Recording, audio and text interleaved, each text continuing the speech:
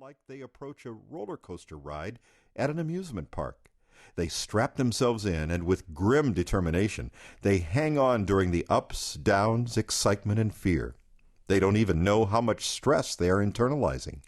The longer a person approaches life as a stress-laden ride that he cannot avoid, the more accustomed that person gets to guzzling the Maalox or popping the Prozac, until he reaches the point where disappointment, pain, worry, fear, anger, bitterness, resentment, and varying degrees of the blues just seem to be the norm of life.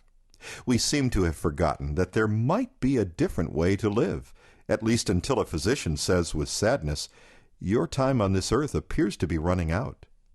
I don't know about you, but when I get off a roller coaster ride, I sometimes feel a little wobbly in the knees, especially if that roller coaster is one of the new high-speed loop-the-loop coasters with a vertical drop G-force that truly stresses the body.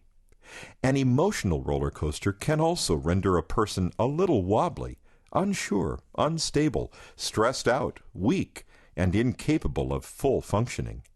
The medical facts seem to multiply every year. The mind and body are linked. How you feel emotionally can determine how you feel physically. Certain emotions release hormones into the physical body that, in turn, can trigger the development of a host of diseases.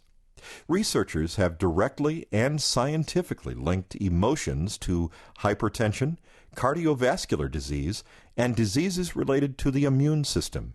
Studies have also highly correlated emotions with infections, allergies, and autoimmune diseases. Specifically, research has linked emotions such as depression to an increased risk of developing cancer and heart disease. Emotions such as anxiety and fear have shown a direct tie to heart palpitations, mitral valve prolapse, irritable bowel syndrome, and tension headaches, as well as other disease. Is there any good news on this bleak horizon? Absolutely. The good news is that you can do a great deal to pull the plug on these toxic emotions that fuel deadly and painful diseases. You can do much to improve your physical health by addressing first and foremost your emotional health. My message is one of encouragement for you today. It is possible to genuinely be happy. And it's possible without the use of man-made chemicals, medications, and mood-altering substances. It is possible to prevent many of the diseases we dread, starting with emotional health. It is possible to live a vibrant, pain-free, and disease-free life in body, mind, and spirit. Chapter 1. What you feel emotionally becomes how you feel physically. A friend of mine, in good health I hasten to add, once said to me, "After my husband left me, I was heartbroken. I truly had meant my vows, and I was ready to tough out just about anything, better or worse, richer or poorer, sickness or health. It never crossed my mind that I'd get worse, poor, and a husband who was emotionally sick all at once in the first 2 years of our marriage." My friend continued, "Shortly after Todd left, my friend Ellen came to me and said something that I thought was strange. She said, 'Really take care of your health, Jess. Do the right things. Don't get sick.' Other people had come to me during that time to tell me I needed to get into therapy, pray more, laugh more, go out with friends more, join this club or that club, or do various other things to get over my heartache. Ellen came to me with words about my physical health, and she caught me off guard. I asked, 'What do you mean?' She said, 'I know you're doing the right things mentally and emotionally. Just keep exercising and getting enough rest and eating the right things. You've got to build up your strength and energy.' I had to admit that she might be making a good point.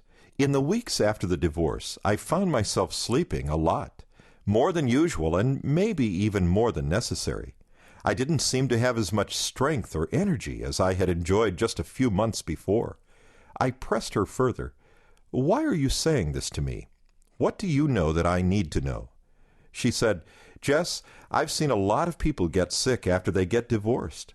I knew Ellen was a nurse. I asked, 'You see them in the hospital?' She replied, 'Or in the funeral home.' I know of at least 24 people who developed very serious diseases 2 to 5 years after their divorces. At least 9 of those people have died. Ellen got my attention, my friend Jess concluded. I made a decision that very day that I was going to do everything in my power to stop wallowing in my heartache and to start building strength and energy. I started on a very serious health program of exercise, eating the right foods, and taking time to rest and have fun with friends. I also started on a serious program of spiritual renewal. I became stronger and more energetic and more productive than I was before my wedding. Jess put into words what many physicians know intuitively. Through the years, we physicians frequently see patients go through emotionally devastating experiences such as divorce, bankruptcy, or the death of a child, only to see those patients experience heart attacks, recurrences of cancer, or serious crippling or disabling conditions. As physicians, however, the vast majority of us have been trained to separate emotions from physical disease.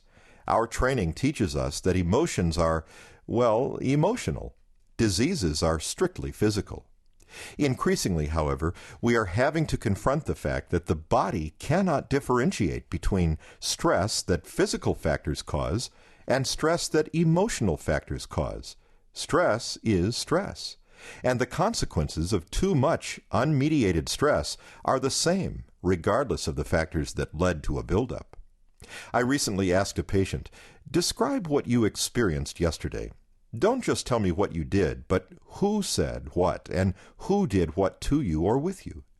Ben suffered from chronic migraine headaches, but the main reason he came to me was because he had just learned he had very negative cardiovascular indicators.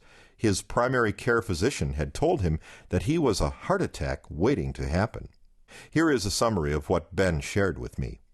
He sat in bumper-to-bumper traffic going to work, which made him late for an important meeting, even though he had left home earlier than usual. He sat in bumper-to-bumper traffic on the way home. His wife was upset when he arrived because the meal she had prepared was overcooked. While in the car, he listened to a DJ on the radio who hosted a talk show for people who seemed especially angry or prone to argument.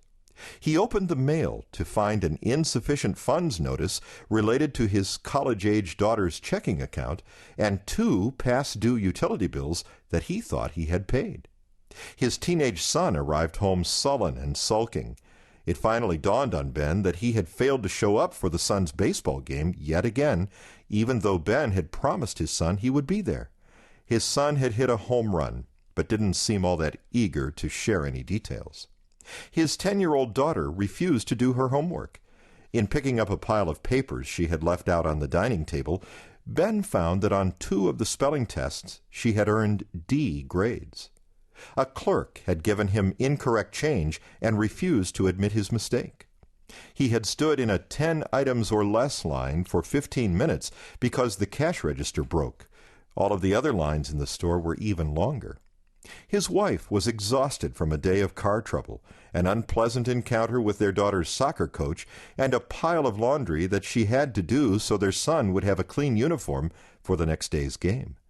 He had turned on the TV to try to unwind, only to hear reports about a terrorist act in his city, the arrest of a corrupt county politician, and another loss on Wall Street that he knew meant a negative hit to his retirement fund. The child living next door didn't seem to be able to practice his saxophone without squeaking. When Ben finished his litany of yesterday, I realized that I was feeling more tense than when Ben had walked into my office. I could only imagine how much tension had built up in him after living through such a day. "Was this a pretty typical day?" I asked. "Yeah," he said. "Actually, it was easier than most days. I thought it was a pretty good one." "Don't you feel stressed out?" I asked. "Oh, sure," he said. "But doesn't everybody?" "Not everybody," I said, "but just about everybody. The goal here is to help you not be like everybody." Ben, unfortunately, is the norm in our culture. According to the American Institute of Stress, between 75 and 90% of all visits to primary care physicians result from stress-related disorders. But the treatment for stress is usually very superficial, medically speaking. Most of us have done our share of Saturday morning mowing and weeding. We have learned that it doesn't pay just